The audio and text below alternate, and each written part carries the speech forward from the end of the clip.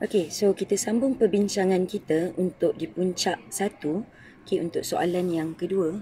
So soalan yang kedua berkait dengan soalan biokatalisis. So bab ini juga hanya ada 6 markah tapi tetap kena diberi perhatian sebab bab ni sepatutnya kena senang skor. So dalam bab ini kita ada 3 perkara je yang you kena cover. Yang pertama ialah tentang macam mana mechanism of enzyme action itu sendiri yang melibatkan induced feed hypothesis, dan kita ada juga properties of enzyme. So kita ada chapter subtopik yang kedua iaitu cofactor. So you kena faham jenis-jenis cofactor, cara dia bind, example dia, dan most of important thing is dia punya function. Dan yang ketiga adalah melibatkan inhibitor. Okay, so inhibitor ni adalah benda yang definitely berbeza dengan cofactor. Jadi kena ingat contoh secara spesifik, contohnya malonate ke ataupun kita ada cyanide. Okay, so kena ingat secara precisely contoh-contoh dan juga jenis-jenis yang ada. Okay, so kalau dalam soalan ni dia bagi nampak macam tindak balas enzim biasa, tapi from the figure you have to look at the diagram very carefully. Okay, so the first diagram yang kita rujuk pada gambar rajah P ni, kalau kita tengok dia bukan sekadar enzim biasa sebab dia menunjukkan ada dua side kat sini. Okay, this side and this side. Kita tahu enzim possible akan ada active side, okay, dan dia juga possible untuk ada allosteric side. Okay, apa beza antara dua side ini? Active side ni adalah tempat yang akan jadi binding site for substrate. Supaya substrate akan mengalami tindak balas dan bertukar menjadi produk. So you kena tengok yang mana active site, you kena tengok shape yang apa orang kata dekat dengan rupa substrate. Kita tak boleh cari yang exactly the same sebab dalam syllabus kita belajar tentang induced feed. So in which kita tahu active site itu adalah flexible dan dia boleh change slightly to fit the substrate. Okay, manakala allosteric site adalah binding site to other things lah. For example, cofactor boleh.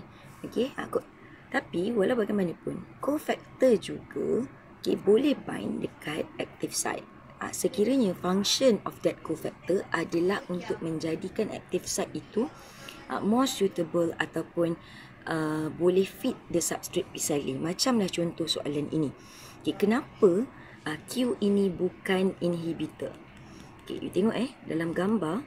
Okay, bila Q bind pada P, okay, dia menyebabkan sekarang ni bentuk R. Okay, kenapa dia dah jadi R? Sebab R ini adalah hasil gabungan P plus Q. Okay, now substrate ini boleh fit nicely, menunjukkan Q ini bukan inhibitor tapi something that help enzyme to function efficiently. So which structure yang akan play that role? So of course jawapan dia adalah cofactor.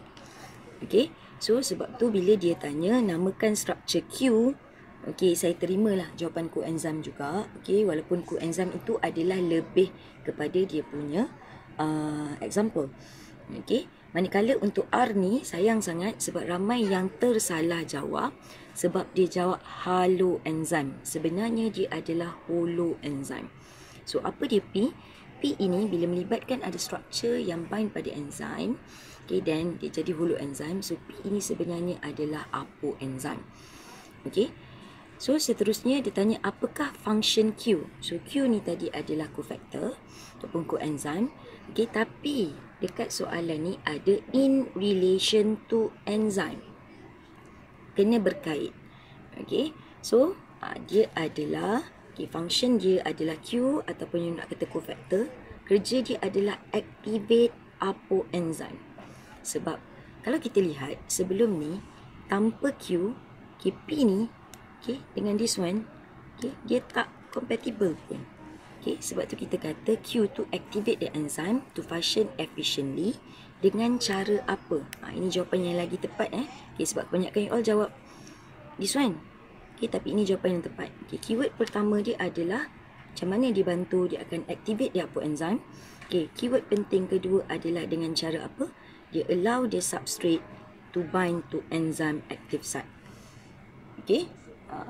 So bila berkait dengan active site, bila dia minta you cadangkan, that's why madam kata penting untuk you ingat contoh-contoh kepada setiap satu cofactor.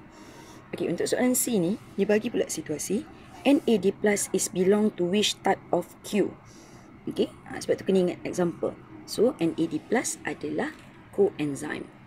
Okay, dan lastly, okay, dia relate pula. NAD+ function in enzymatic reaction. How? Keyword dia how. So, bila how, you kena explain secara detail. You tak boleh just state. Contoh ada yang state XX carrier. So, macam mana dia boleh bertindak sebagai carrier? Okay. So, kat sini markahnya pun 2 markah. Jadi, means you have to give at least 2 relevant point to get that 2 marks. Okay.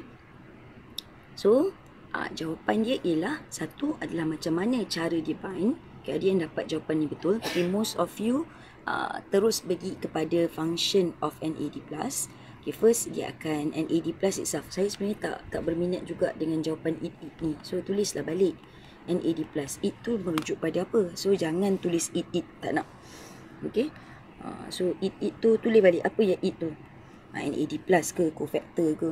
Okay, NAD+ dia akan bind loosely and temporarily to the active site of enzyme. Sebab apa? Ramai yang jawab electron donor, reducing agent. So, dia tak sesuai dengan konsep untuk enzymatic reaction ni. So, kita nampak dalam enzymatic reaction ni, bila dia bind, apa yang dia buat? Okay, so dia act as carrier that transfer chemical group. Okay, kalau saya tak kisah apa yang depan ni tak tulis. Yang penting kalau ada elektron tu bagus. From one molecule to another molecule atau ayat yang seerti. Tapi ini penting dan kerja dia act as carrier. Okay, betul. NAD+, okay, secara general kalau kita tengok dalam bab cellular respiration, kita boleh kata dia sebagai act as reducing agent. Tapi dalam keadaan itu, dia lebih kepada redox reaction. Tapi sekarang ni dalam enzymatic action. So, kita kena tengok konsep soalan tu. So, jumpa dalam soalan video yang ketiga untuk perbincangan soalan yang ketiga.